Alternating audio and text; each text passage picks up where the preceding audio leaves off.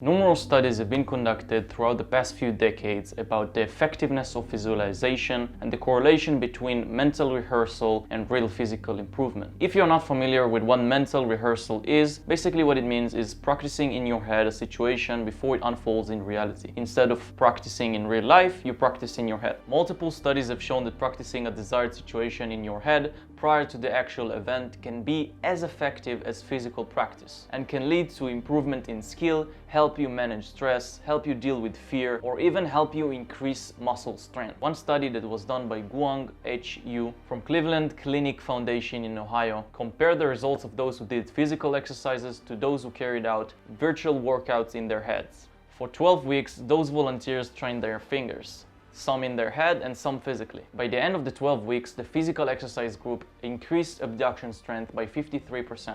In the group that did mental contractions, their finger abduction strength increased by 35%. They increased muscle strength in their fingers without any training. And this is nothing new. Many athletes and high achievers throughout history harvested the power of mental rehearsal. Tiger Woods was taught by his father when he was a kid how to use visualization and mental imagery. Tiger says that he visualizes where he wants the ball to go before every shot. And like Tiger Woods, Jack Nicklaus, that is known as one of the greatest golfers of all time, has once said, "I never hit a shot, not even in practice, without having a very sharp, in-focus picture of it in my head."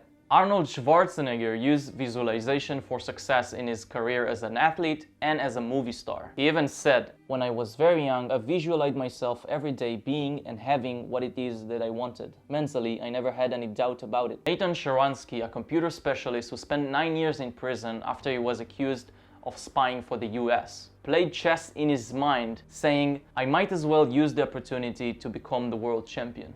And remarkably, in 1996, Sharansky beat the world champion chess player Garry Kasparov. Our brains cannot tell the difference between a real-life experience and an imagined experience. This perfectly explains why when you recall the time that your boss yelled at you in front of your colleagues, you start to feel your heart racing again. You start to breathe heavily and you start to feel angry or embarrassed. Or for example, when you sleep and you dream like you are falling off of a building or something, and you wake up in panic because you thought you were actually falling. Come on, it happened to all of us. This happens because your brain thinks this situation happens right now in the present moment. So, if our brains cannot tell the difference between a real-life situation and an imagined situation, will I be able to teach my brain a new skateboard trick that I've never done before by sitting in my room and visualizing myself doing it? We're about to find out. Bear in mind that I chose skateboarding because it's a hobby of mine and you don't need to know anything about skateboarding to learn from this experiment. So the first thing I did is I decided how this experiment is going to go. I decided to go with 5 tries of trying the trick before any visualization was done and before the experiment started, so we can see a true starting point. And so we'll have something to compare to at the end of the experiment. And I also decided, of course, to give myself 5 tries at the end of the experiment to see if any real improvement was done. After that, I decided not to do any physical skateboarding practice during the time of the experiment, to ensure that if any improvement was done, it's not due to physical practice. Then I decided to dedicate an entire week for this experiment.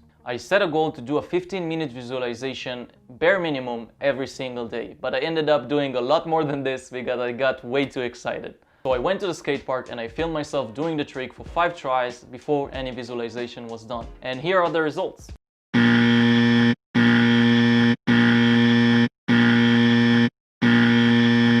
I also filmed how the trick is supposed to look like, so you'll have a clear understanding if you know nothing about skateboarding. As you can see, I'm really far away from landing that trick. I didn't even land on the board. Now it's time for the actual visualization. Because I'm used to doing long meditations, sitting and visualizing for 15 minutes felt like nothing. So I decided to step it up a bit and I did it multiple times a day and in multiple different variations. I did it while laying in bed, I did it while sitting on the couch, I did it while sitting on the floor. I even did it while standing on my skateboard fully dressed for a skateboarding session, so I can feel the exact same way I would feel standing on my skateboard in real life. But the last one was really weird because I lost my balance a lot, because apparently it's hard to stand on a skateboard with your eyes closed. Oh, and I also imagined myself doing the trick in first person and in third person.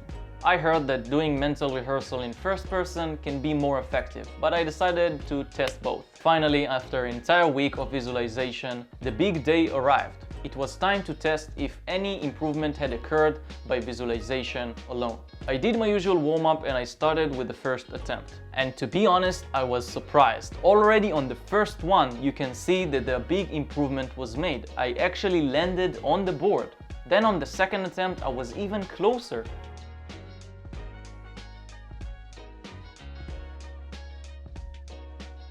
Then I kinda lost it in the third and fourth attempt.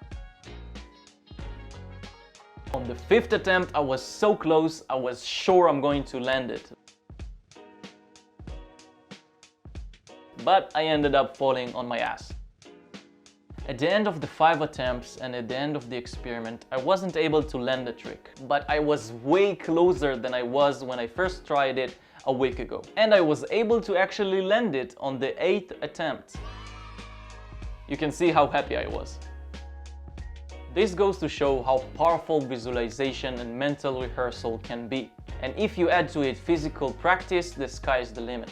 Now, I'm not 100% sure that visualization actually taught me the trick, but I'm sure that it actually made me more confident that it can be done, because I've seen myself do it in my head hundreds of times. I encourage you to go and try it out for yourself. Try to visualize anything you want to accomplish. Do you want to eliminate the fear of public speaking? Visualize yourself speaking in front of a large crowd every single day. Do you want to learn how to remain more calm? Visualize yourself in situations that usually make you angry and practice remaining calm. Do you want to practice any skill, skiing, basketball, anything? Visualize, visualize, visualize. And I'm sure if you do it correctly, you will see some insane results. Oh, and I almost forgot, before I end today's video, next week, no, actually when you're watching this week is my birthday, and I decided to do a Q&A video for my birthday. So ask me in the comments down below here in this video anything you want to know about me, about my past, about the business failures that I had, about limiting beliefs, about dealing with failure, about the books that I read. I know a lot of you want to know that, about meditation, anything you want to know really, and I will answer it in the next video. So yeah, that's it. This week there's going to be 2 videos actually, and I will see you in the next video. Oh, and don't forget to like and subscribe if you haven't already.